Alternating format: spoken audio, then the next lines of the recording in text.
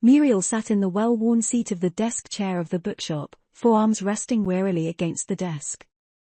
Her hands hovered over the scattered articles laying before her, as if she sought to beseech the knowledge forth through sheer force of will. Days had passed since Aziraphale had entrusted her with this arduous task, and still, she had unearthed nothing of significance. With a sigh akin to the release of a deflating balloon, she let her gaze wander from the stubbornly unyielding books and scrolls before her. She turned her attention to the window, unable to bear the mocking pages any longer. Exhausted and disheartened, she allowed herself to surrender to the comforting embrace of the chair, sinking deeper into its worn cushions. The weight of her failure pressed upon her, and she yearned for some sign, some hint that would lead her down the path they sought. In need for a distraction, a lifeline to pull her out of the depths of her research abyss, Muriel maintained her gaze out towards the bustling street beyond the window. She watched the humans bustle by, each absorbed in their own pursuits, busying themselves, caught up in the intricacies of their daily deeds.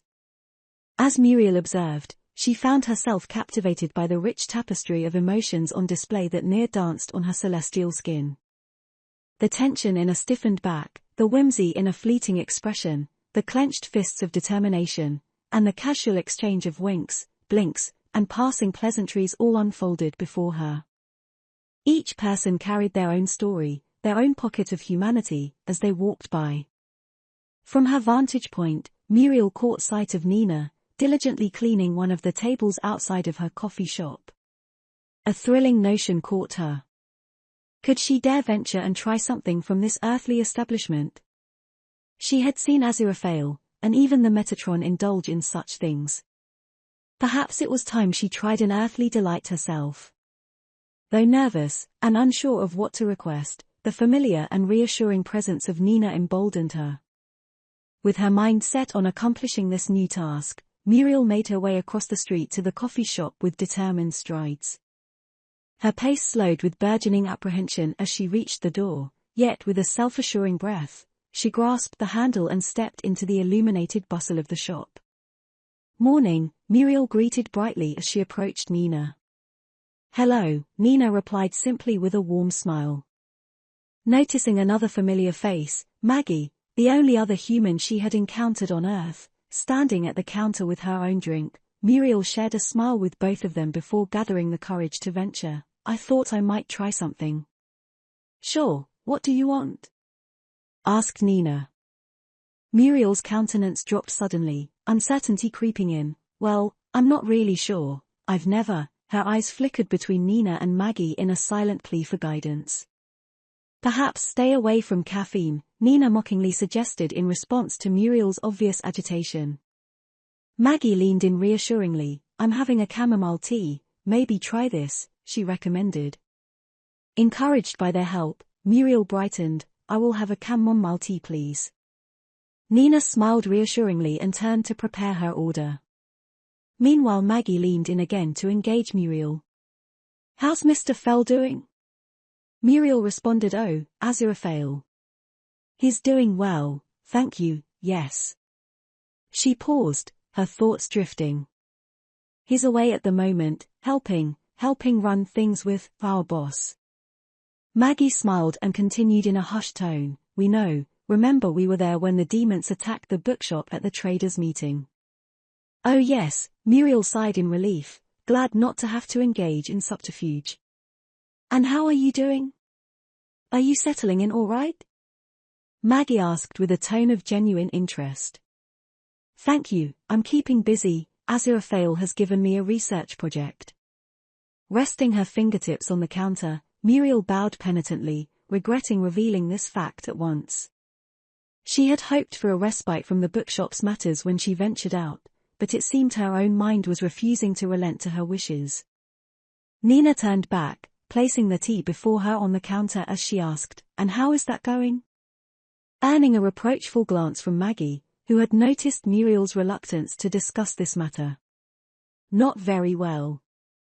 Muriel confessed sheepishly, "I think I've read every book in the shop, and I can't seem to find anything." "Well, have you looked on the internet?" Maggie suggested. Muriel's confusion was palpable. Seeing Muriel's puzzlement, Maggie tried to explain, "Oh, the internet. It's a digital space where information is stored, like a giant invisible library where you can find and share all sorts of information, like books, pictures, and videos. You can also talk to people from far away." And her words trailed off, realizing that Muriel was completely unfamiliar with the concept, and her words were falling on deaf ears. Racking her brain, Muriel desperately tried to piece together what this mysterious internet might be. She ran through the shop's inventory of items in her mind, pondering whether Aziraphale might own something related to an information repository. Her thoughts settled on one item that sat amidst the books, something she had consciously avoided, not being sure what it might be. "There's a plastic box, a computer, in the shop, is that where it is?" Muriel inquired, grasping at cerebral straws. With a patient smile Maggie offered, "I've closed my shop for a late lunch. How about I pop by with you now, and I can show you?" Muriel's face lit up with excitement. "That would be wonderful, thank you." As they prepared to leave the coffee shop together, Nina playfully teased, "Have fun you guys," waving them off with a mocking flourish. They made their way back to the bookshop. Once inside, Maggie couldn't help but exclaim, "You have been busy," taking note of the haphazard piles of opened books, scrolls, and various papers scattered about the shop. Muriel, feeling a pang of embarrassment, admitted, "Yes, it's quite urgent," as she began to clear the clutter from the desk, revealing the ancient computer beneath. "I haven't really been able to keep things tidy." Maggie raised an eyebrow, her curiosity piqued. "Urgent?" she ventured in a tone tinged with apprehension. Muriel waved her hand dismissively. "Phew," she exhaled, "it's nothing. Did I say urgent? It's not urgent, it's not important, not really." Maggie fixed her with a stern look, clearly unconvinced by Muriel's attempt to brush off the matter. The nervous energy exuding from Muriel only served to bolster her suspicions. Under Maggie's dubious gaze, Muriel's guard faltered as her words unfurled in an anxious torrent. "It's just the second coming, the dead rising, seas boiling, demons walking the earth, the end of humanity." Her tone shifting to carry a hint of hysteria as she added, "Pretty much nothing to worry about at all, really." She paused fretfully, cringing at the shocked expression on Maggie's face. Muriel watched as Maggie took a deep breath, visibly trying to compose herself after the shock of Muriel's revelation. Maggie's hands shook as she displayed them in front of herself in an effort to steady the racing thoughts in her mind. She finally spoke, her voice quivering, "Well, okay. Firstly, that machine," she pointed to the aging computer with its yellowed casing and floppy disk drive, "is not going to do the job," Maggie began walking gingerly backwards toward the door. "So, I'll go get my laptop, okay?" Her trembling hand fumbling behind her for the door handle. "Then I'll come back with Nina, and we can all sit down, and you can tell us everything. Okay." With that, Maggie all but fled the bookshop, leaving Muriel standing there, nervously clutching at her hands. Her heart raced as the consequences of what she had just done whirled through her mind, her stomach churning with a sense of panic. She had revealed the very secret Aziraphale had asked her to keep hidden. But, she reasoned to herself, she was desperate. Filled with guilt and a sense of impending doom, Muriel remained rooted to the spot, her mind and mobility frozen in time, waiting anxiously for Maggie's return. After what felt like an eternity, the gentle jingle above the door chimed pleasantly as Nina and Maggie rushed into the bookshop. Nina immediately exclaimed, "What's all this about? Maggie's just asked me to close the coffee shop early?" Her accusing gaze focused on Muriel. Surrendering to the sudden twists of fate, Muriel let out a deep sigh, dislodging her body and mind from its arrest. "Okay, you might want to sit down," she replied, resigning gratefully to the unexpected assistance. They all took seats in the bookshop, with Maggie looking nervous and Nina keenly attentive as Muriel began to explain everything from Aziraphale's new position, to the impending second coming, the discovery of the missing files, and the investigation into Indus and its connection to everything, including the Archangel Raphael. The weight of the information settled upon them like a heavy shroud, leaving the group in stunned silence as they tried to digest the magnitude of what Muriel had just shared, and the dire consequences it implied. Breaking the silence first, Nina raised her gaze and turned to Muriel. "Right, so we best get this thing fired up then," she exclaimed, patting the laptop. "I'll go grab some coffees. It looks like it's going to be a very long night." Leaving the seating area, she scanned both Muriel and Maggie. Her tone assuming the commanding cadence of a marshal strengthening their troops, she added, "Don't you think?" With silent nods of affirmation from the group, Nina set to embark on her errand, whilst Maggie began setting up the laptop. As Muriel stood absorbed in the moment, words eluded her as she was entwined in a delicate dance of gratitude and relief. Awestruck at the gift of receiving this spontaneous and eager assistance, she couldn't help but reflect that even in the realms of heaven, camaraderie had been missing. In that singular moment it dawned on her that it was no wonder how Aziraphale had grown so attached to humanity. Muriel found herself drawn to the screen, captivated by the clatter of keys and the soft hum of the laptop as Maggie diligently set about preparing for their evening's exploration of the technological maze. The first part of their evening was dedicated to educating Muriel about computers, starting from the basics of turning them on to the intricacies of search terms. Very quickly, they found themselves explaining the concept of safe search and why it was essential to have it engaged. As eager as Muriel was to absorb knowledge about humanity and the wonders of the world, she conceded that, at least for the time being, the murkier, squelchy aspects could remain veiled in mystery. The trio focused their collective attention on the more practical aspects of navigating the digital world, ensuring Muriel had a solid foundation to begin her research. With Nina and Maggie's patient guidance, Muriel found herself stepping into a new world, one filled with endless possibilities and treasure troves of information waiting to be uncovered. With every passing moment, she couldn't help but marvel at the incredible tools the ingenuity of humanity had created, that appeared to even rival their enduring fascination with small furry creatures. As the hours flew by, they delved ever deeper into their research on Indus, gradually unveiling a wealth of hidden information that not even the vastness of the bookshop had been able to yield. As the night sky began to surrender to the gentle caress of a promising dawn, their caffeine-induced focus was interrupted by a soft voice emanating from the back of the shop. Aziraphale ventured forward with uncertainty, a polite hello on his lips. "How are we all doing?" he inquired, his tone pleasant but tinged with curiosity, as he moved tentatively into the main shop area. Each step seeming to carry a question about what he had walked into. Maggie couldn't contain her excitement and gushed, "Oh, we've been finding out so much about Indus." Aziraphale's gaze settled on Muriel with inquisitively raised eyebrows, his stance carrying a hint of accusation and his tone laden with unspoken questions as he requested further explanation. Muriel, feeling like a guilty child caught in the act, quickly explained, "They've been helping me with the research and teaching me all about computers and the internet." "I see." Aziraphale's expression remained as skeptical as a headmaster interrogating guileless-appearing pupils uncovered behind the bike sheds. Yet, amid his scrutiny, there lingered a subtle tinge of warmth and encouragement that didn't go unnoticed by Muriel. Unfazed, she continued, "I know you said not to say anything, but..." Sensing a reprimanding undercurrent in Aziraphale's tone, Maggie interjected with a plea for understanding, "Oh, it's our fault, Mr. Fell. We were asking, and well, we just found out." Muriel blushed, catching a mocking look of disbelief etched across Aziraphale's face. However, there was also a glimmer of something else there, a touch of sardonic pride perhaps. Nina jumped in to steer the conversation back to the task at hand. "The point is, we've uncovered a lot about this place, Indus." Aziraphale reached for a spare chair and drew it closer to the assembly.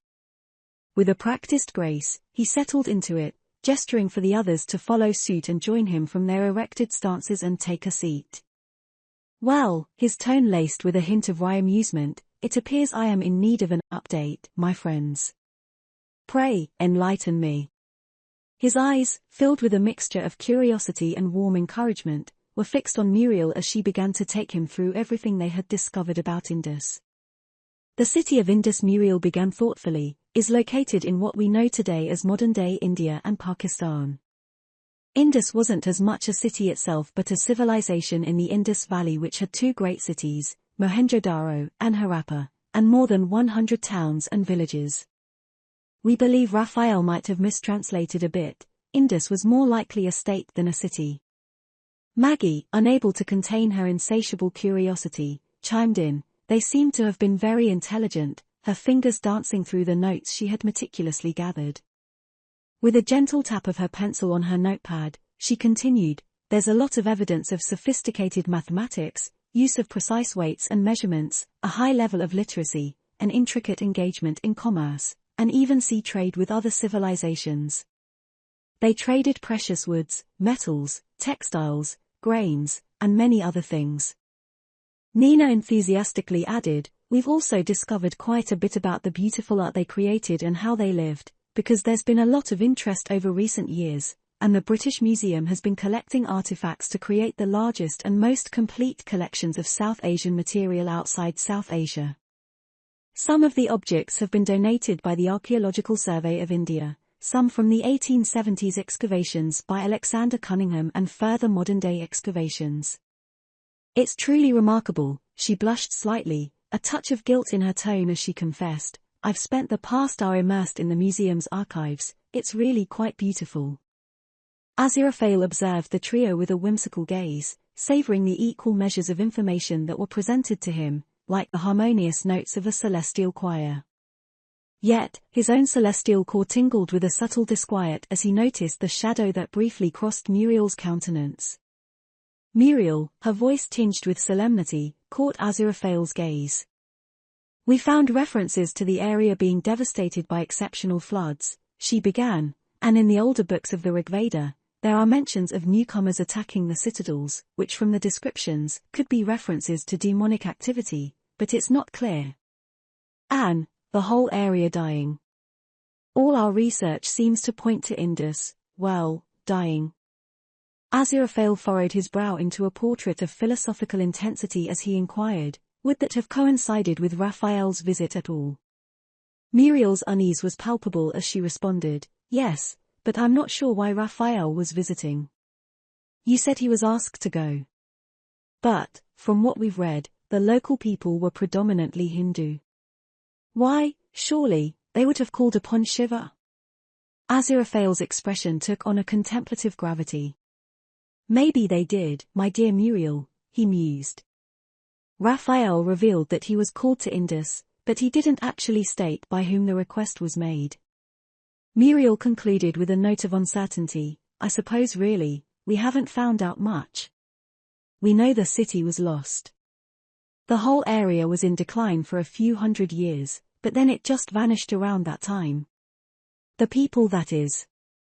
It seems as if the city itself was just left abandoned. But there's nothing anywhere about Raphael or the Second Coming. She paused, her eyes seeking Aziraphale's, whose own gaze remained fixed on a distant point in the shadows of the bookshop, momentarily lost in thought.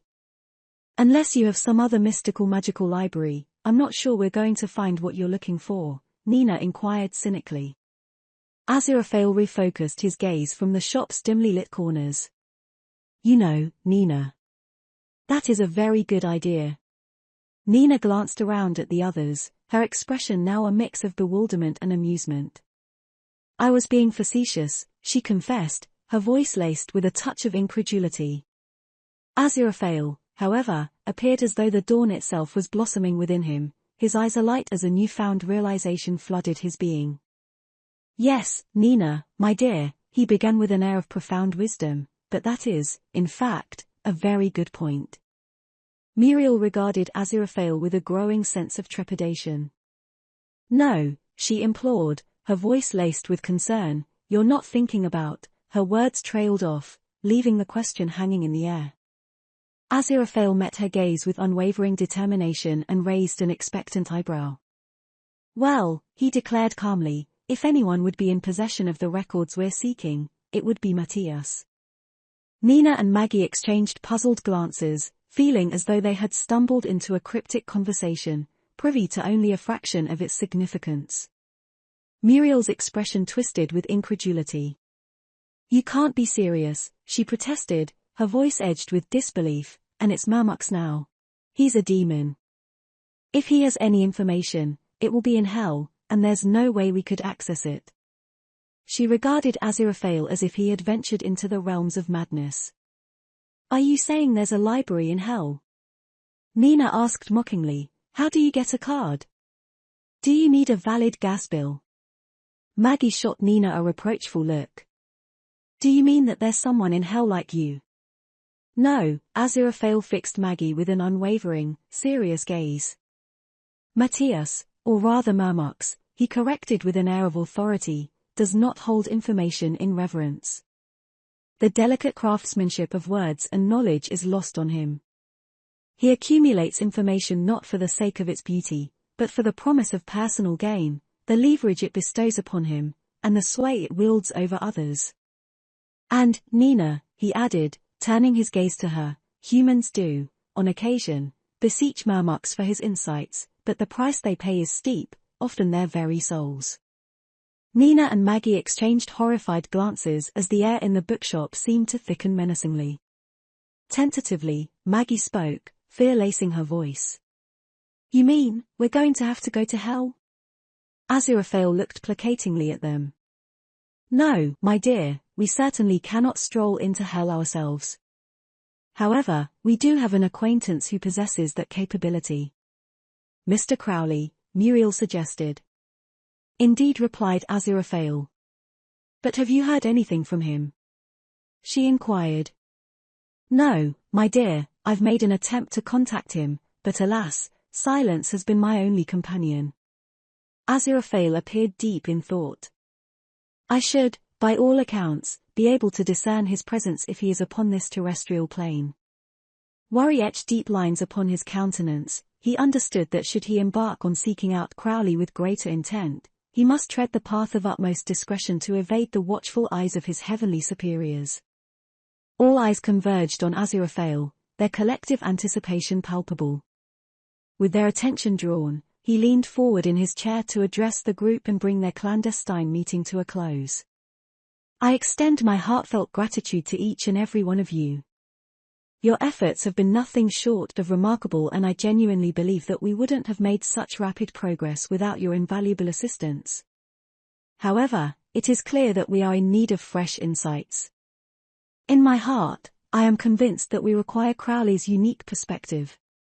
At the mere mention of the demon's name, Aziraphale sensed a palpable trepidation in their bearing. Softening his own gaze, he addressed their unspoken concerns with a reassuring tone, thus, I implore you not to worry. His attention shifted briefly toward the grandfather clock with its hands pointing at 5:48 a.m., before continuing, tonight, I shall extend my hand and seek his presence, and I promise to keep you informed of the outcome. Maggie's tone wavered with anxiety as she looked imploringly at Aziraphale. You will let us know, won't you? Aziraphale assured, indeed, my dear, you have my word.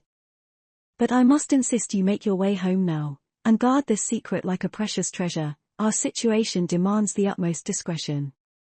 With these parting words, Nina and Maggie exited the bookshop, leaving Muriel and Aziraphale sat in a heavy air of uncertainty as they each reflected the evening's conversation and revelations. After a few minutes of reticence, Muriel summoned her inner strength to confront the question she had locked away in her thoughts.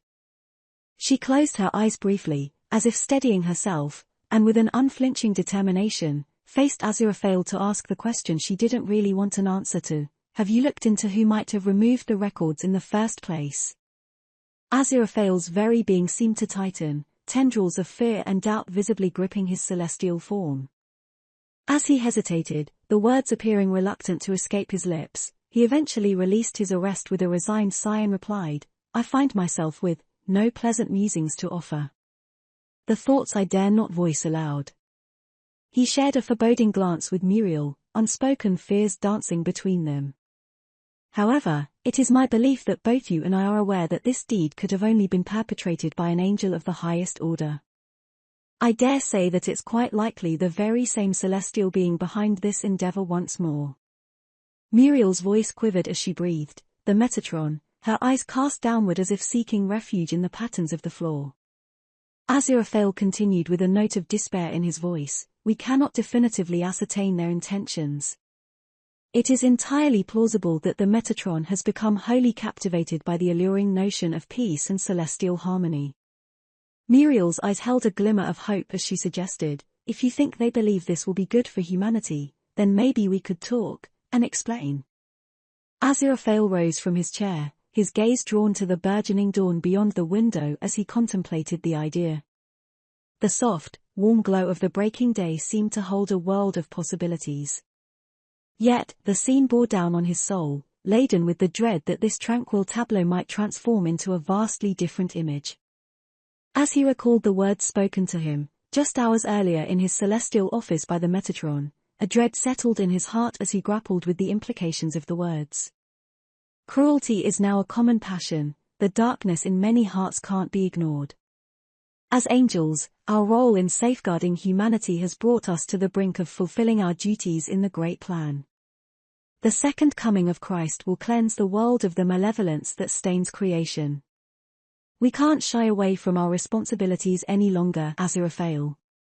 We must preserve the divine vision of peace, otherwise the demonic realm's prolonged dominance will engulf us all.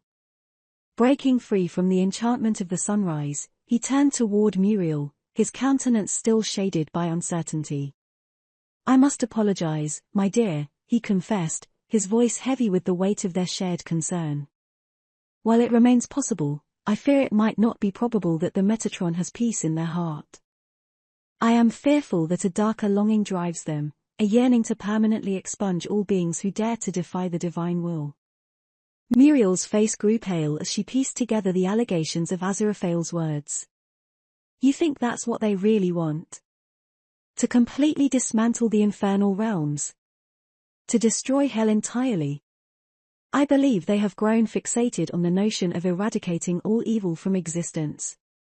My concern, you see, is that they perceive evil." Aziraphale paused, allowing his next words to carry even greater weight. "Everywhere." Aziraphale's eyes held a resolute intensity, inviting the significance of his statement to settle in the air between them.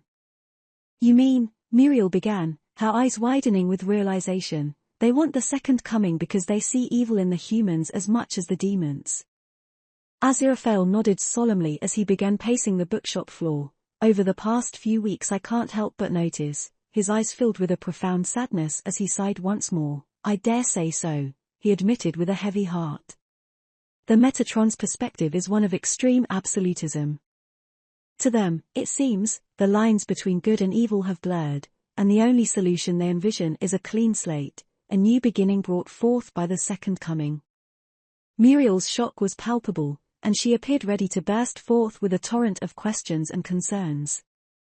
But Aziraphale raised his hands in a gesture of caution, urging her to silence. "This is very dangerous. It is imperative that we do not breathe a word. We cannot allow anyone to suspect we might entertain such thoughts." He surveyed the bookshop, the evidence of their research laid bare before them.